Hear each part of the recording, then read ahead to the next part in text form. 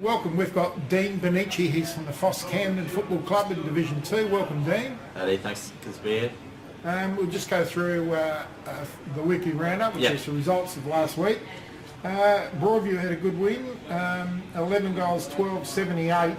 Defeated Gaza 7-6-48, so a 30-point win to Broadview. How did you see that? Yeah, I mean, when we came up against Broadview early in the year, they really pushed us right to the last quarter, I'm pretty sure. And Gaza once again as well, they were very good earlier on in the year, so probably we're at Broadview sitting at the moment. They're sitting third or fourth, I think. Yeah, and Gaza are a little bit lower than that. They're about 8th, I think. Yeah, okay. Yeah, so it's probably more so expected there, would it be? Yeah. Probably I wouldn't say upset now because they had a win the week before, but at Brighton Oval we had Old Ignatians defeated by Golden Grove. They got the second win on the board, so it was Golden Grove 14-8-92. They defeated Old Ignatians 12-9-81, so it was a good 11-point win to Golden Grove. Yeah, we were expecting probably, without sounding rude, a bit more from Golden Grove earlier on in the year, coming down from Division 1. Really thinking that they were going to be a big force on the competition. So probably now that they're starting to get a bit more rhythm together, we're probably expecting them to string a few more wins together coming towards the end of the year. Yeah. The other game, probably a bit of a I didn't expect it this one. I thought Brighton might have won, but it was Sacred Old Collegians 9 goals 16-70 defeated Brighton 7-4-46.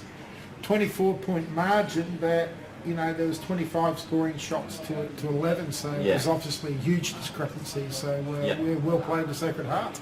Yeah, no, they're a really good team. Played against them last year in the finals and during the home and away season, and they've got a pretty good depth within their side.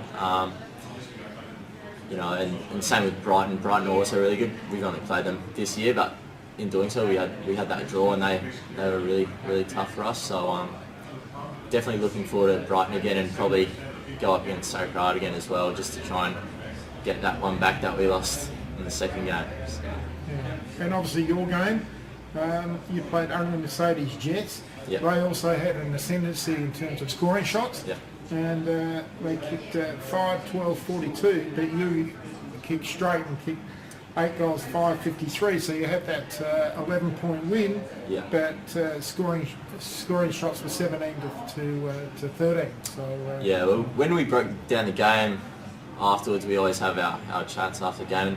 We're kind of looking at it in the first quarter and in the last quarter is where we really did our damage on the scoreboard. We got off to a good start, and then during the second and third, Unley probably controlled the game more so than we did. They had their scoring shots. We weren't really getting our opportunities up forward as much as we would have liked to. Were they wasted opportunities among me, or they rushed behind? That you never quite know when you see the points whether it's rushed or missed scoring shots. Our opportunities were probably missed. But more so, it was just the fact our disposal efficiency up the ground, so we weren't getting the shots that we wanted, kind of thing, and the amount that we would have liked to. So our disposal efficiency is probably one thing that we're really looking to improve on at the moment as a group, throughout all grades, not just the A grades. So we've been working on that a fair bit. Your foot skills? Yeah, foot and hand. So and just probably decision making as well is just a couple of things that we.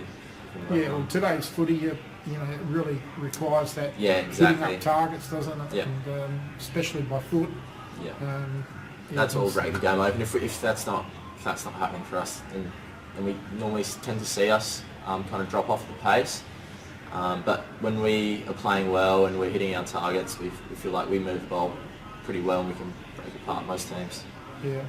There's no games this week, but week off. The week off, but we'll just review the next week. Yep.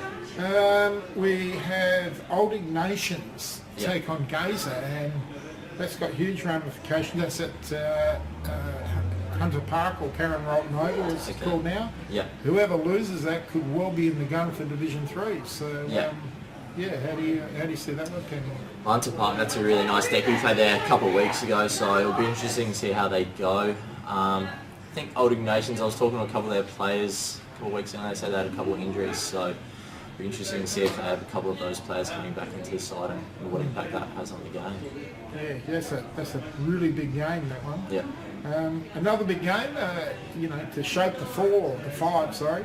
Owen Mercedes Jets at home and they take on Brighton. Yeah, I think that's a tough one to kind of pick who's going to go there, because Brighton, when we play them, as I said before, they're in really, really good form. Their defence holds up really well.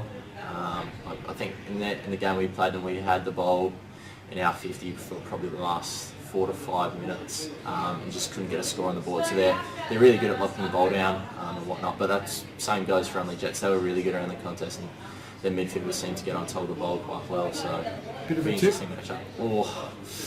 I'm going to say Brighton. Okay. By less than 2 goals. And this is a ripping round. Sacred Heart at the senior college take on Broadview. That'll be another ripping match, I would have thought. Yeah, I'm probably going to pick Sacred Heart again on that one. I like their depth and their versatility up forward. I know a few of their players who can play both forward and back, and they've got a few boys attached to the Glenelg club as well. So yeah, I think they should go alright. And your game doesn't get much bigger than this either. St. Peter's and FOS Camden. So yeah. How do you think you can get them?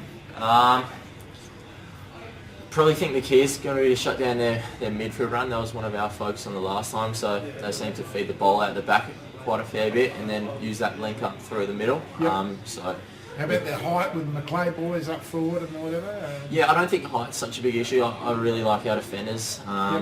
We've got Mac Jack normally playing centre half back, and Big Buff Brayley at fullback. So they're both really. How about that third extra defender to look after Adam Maclay? Yeah, we've got a lot of versatility up there, so we can play. There's Adam Schultz, Tom Finn, and Adams. Even though he's not the tallest bloke, he can play tall. He's quite athletic. And Finney, he's really good with his body work, so I'm not too worried about height. It's more so speed along the ground, which is kind of what we aim to do. So it'll probably be just a matter of who plays the game better in terms of that. And obviously you want to improve your hitting up of targets and things like that through your disposal efficiency. Yeah, that's definitely another thing to look for, because if that's not happening, we're just not going to get that movement. If you're not hitting that kick in the middle, it makes it tough to break the game open. So yeah. So ripping round, all games have some real impact either on finals or relegation. So yeah, definitely. Yeah. All right. Thank you very much for doing our weekly roundup. No worries. Thanks, Evan.